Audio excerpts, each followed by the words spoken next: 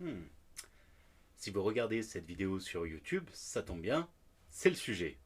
Si vous la regardez sur un autre média, bon, vous l'avez compris, on va parler de YouTube. Salutations, ici le Profusor. On va parler de YouTube, ça fait de la répétition quand même, et d'une bataille contre le droit d'auteur. Un peu d'Europe, mais avant, générique.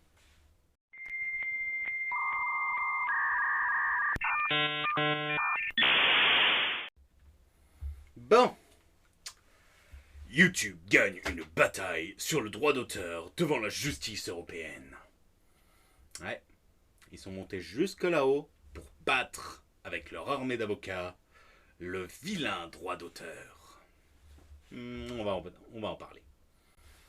Les exploitants des plateformes en ligne comme YouTube ne sont pas responsables des contenus illégaux déposés par les utilisateurs, sauf s'ils n'ont pas pris des mesures rapides pour les supprimer ou bloquer leur accès, à considérer la Cour de justice de l'Union européenne.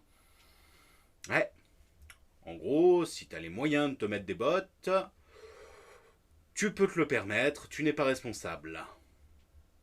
Mais faut encore avoir les moyens pour. Hein. Les plateformes peuvent toutefois être tenues responsables des contenus contraires aux droits d'auteur postés par les utilisateurs, dans certaines conditions bien particulières, bien sûr. Selon la Cour, l'exploitant d'une plateforme n'effectue pas une communication au public des contenus illicites, à moins qu'il ne contribue, au-delà de la simple mise à disposition de la plateforme, à donner au public accès à de tels contenus en violation du droit d'auteur. Oui, c'est juste le droit d'auteur. Hein. Les trucs bien explicites, bien gore qu'on voit dans les pubs chez certains. Je crois qu'il y a Nota Bene qui en avait fait une vidéo, je la mets en fiche. Et dans la description. Eh bien, ils s'en foutent. Hein. C'est pas le vilain pirate qui télécharge. Hmm. Tel est le cas notamment lorsqu'une plateforme a concrètement connaissance de la mise à disposition illicite d'un contenu protégé, qu'elle s'abstient de l'effacer ou d'en bloquer l'accès promptement, ou ne met pas en place des mesures techniques appropriées. Vous avez déjà fait une demande de c'est votre contenu, vous voulez faire appel pour votre droit d'auteur, bonne chance.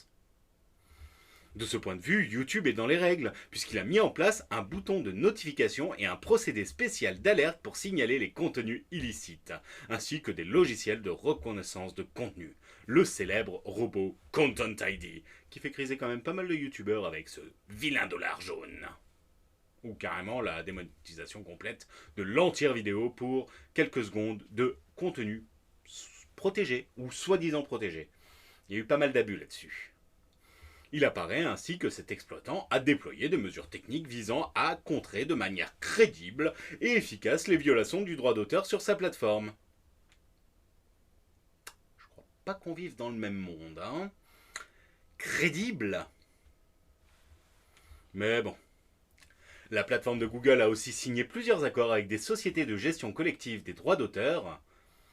Un porte-parole de la plateforme réagissant à la décision du tribunal indique que rien qu'au cours des 12 derniers mois, nous avons versé 4 milliards de dollars à l'industrie de la musique, dont plus de 30% proviennent de revenus liés à des contenus générés par des utilisateurs. Tu vois, le film de Tata Josette où tu mets une petite musique derrière, bah YouTube te met de la pub. Et comme ça fait quelques sous sur les deux-trois vues qui sont faites par toute ta famille. La décision de la Cour européenne de justice fait suite à une plainte déposée par un producteur de musique contre Google en Allemagne après la diffusion en 2008 sur YouTube par des utilisateurs de plusieurs de ses œuvres protégées. Parallèlement à cette affaire, un groupe d'édition avait également intenté une action en justice devant un tribunal allemand contre Cyando, un service d'hébergement de fichiers. La Cour européenne a statué mardi sur ces deux affaires. La nouvelle étape s'inscrit dans la longue bataille entre les créateurs de contenu et les plateformes technologiques, mais également plus largement dans le débat des rôles de la plateforme en ligne et des réseaux sociaux dans la diffusion de messages de haine ou la publication de contenu prohibé. Bon, à vrai dire, si ça touche pas le droit d'auteur, ça met un petit peu plus de temps. L'Union européenne a adopté en 2019 une directive sur le droit d'auteur qui rehausse les obligations des plateformes, le fameux article 17 ou anciennement article 13, qui exige en particulier que les principales plateformes mettent en place des accords afin de rémunérer les ayants droit pour les contenus postés sur les plateformes. Il prévoit aussi d'obliger ces mêmes services web à généraliser la mise en place de filtres permettant de détecter les contenus publiés ou qui tombent donc sous le coup du droit d'auteur. La légalité et l'éthique. D'ailleurs, Google a viré une personne de son groupe d'éthique, encore. C'est une autre histoire. Mais bon. On va voir où cela nous mène. En attendant, cette vidéo peut être vue sur d'autres plateformes, du style Peertube. Et puis, elle est sous Creative Commons, donc vous pouvez la télécharger et la garder avec vous dans votre ordinateur. Ouais, télécharger, c'est bien. C'est bon pour la planète, ça évite d'encombrer les tuyaux d'Internet. Mais bon, ça, c'est une autre histoire. À bientôt!